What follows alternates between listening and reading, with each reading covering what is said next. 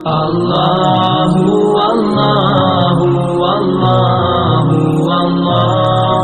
জীবনটা তো এরকমই। এই দেখবেন নিমিষে আপনার সবকিছু শেষ হয়ে যাচ্ছে, নিমিষে আপনার নিঃশ্বাস বন্ধ হয়ে আসছে, মনে হচ্ছে আপনার থেকে সব কিছু ছিনিয়ে নেওয়া হচ্ছে, আল্লাহ তাআলার নিয়ামত থেকে আপনি বঞ্চিত হচ্ছেন। আবার দেখবেন নিমিষেই আপনার প্রত্যেকটা অগোছালো জিনিস আপনার রব গুছিয়ে দিয়েছেন। জানেন কি, আপনি এমন এক একত্ববাদ রবের উপর বিশ্বাস স্থাপন করেছেন, যেই রব মুহূর্তের মধ্যে আপনার অবস্থান পরিবর্তন করে দিতে পারেন। আপনার রব সর্বশক্তিমান, যিনি সমস্ত শক্তির আধার, যিনি বিশ্বজাহানের অধিপতি। তার কাছে কোনো কিছুই অসম্ভব নয়।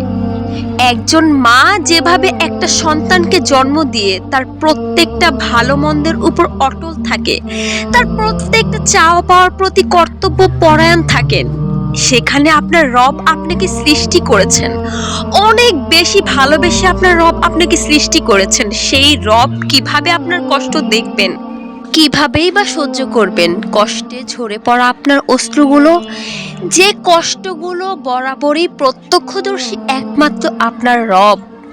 হে আমার ভাই বোনেরা, আপনি আপনার রবের কাছে এভাবে বলুন, ও আমার বাদশাহ, আপনি তো এমন এক সাম্রাজ্যের রাজা, যেই সাম্রাজ্যের উপরে কোনো সাম্রাজ্য নেই, যেই সাম্রাজ্যে এতটাই প্রাচুর্যে পরিপূর্ণ, এতটাই শৌখিন আমার রব, এতটাই পবিত্র আমার বাদশাহ, এতটাই দয়াময় আমার পরম করুণাময় অতিশয় রব। সেই রব আমাকে কিভাবে ফিরিয়ে দেবেন?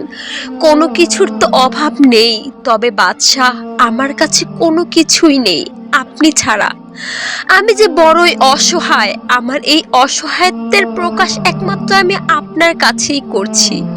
আপনি কিভাবে আমাকে ফিরিয়ে দেবেন হে মহানুভব বাদশাহ, হে মহান আরশের মালিক?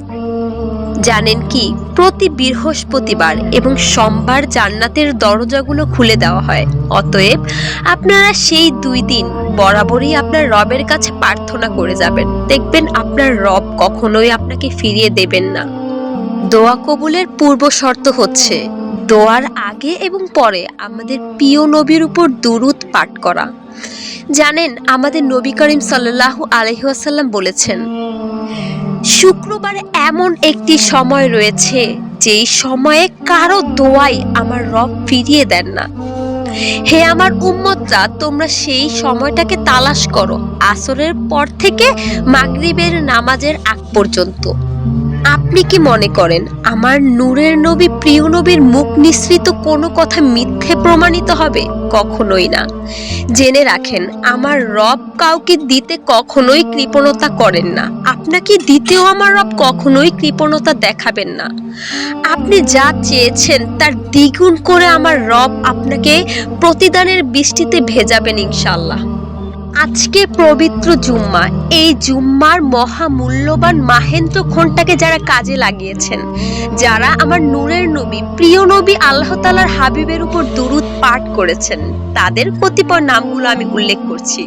মহান আরশের রব তাদের প্রত্যেকটা দোয়া কবুল করে নিক এবং তাদের উসিলায় পৃথিবীবাসীর যে অরাজকতা, পৃথিবীবাসীর প্রত্যেকটা অস্থির মন, অশান্ত হৃদয়কে আল্লাহ তাআলা শান্ত করে দেখ। আমি নবীর উপর দুরূদ প্রেরণ মানেই হচ্ছে আপনার নিজের উপর আল্লাহ তাআলার কাছ থেকে 10টি রহমত গ্রহণ, যে রহমত আপনার অশান্ত হৃদয়কে শান্ত করতে সক্ষম।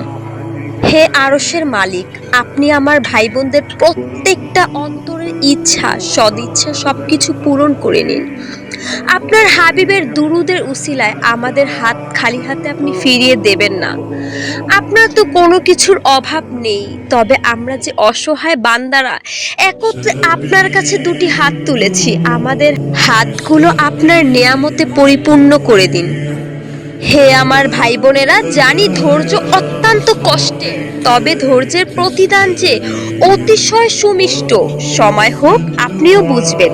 কেননা খুব শীঘ্রই আপনি আপনার রবের নিয়ামতের বৃষ্টিতে ভিজবেন ইনশাআল্লাহ। আপনার সাথে যতটাই শোচনীয় ঘটনা ঘটে যাক না কেন, সর্বদা ধৈর্য এবং বিশ্বাসে অটল থাকবেন। যেভাবে ছিলেন মুসা নবী, জানতেন না সমুদ্রের মাঝে পথ হয়ে যাবে, বিশ্বাস এবং তাওয়াক্কুলের কারণে হয়ে গিয়েছিল।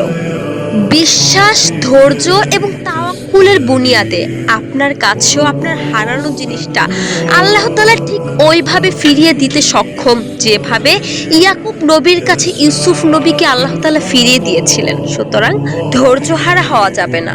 আমি আবারও বলছি, ধৈর্য হারাবেন না, কিছুতেই না।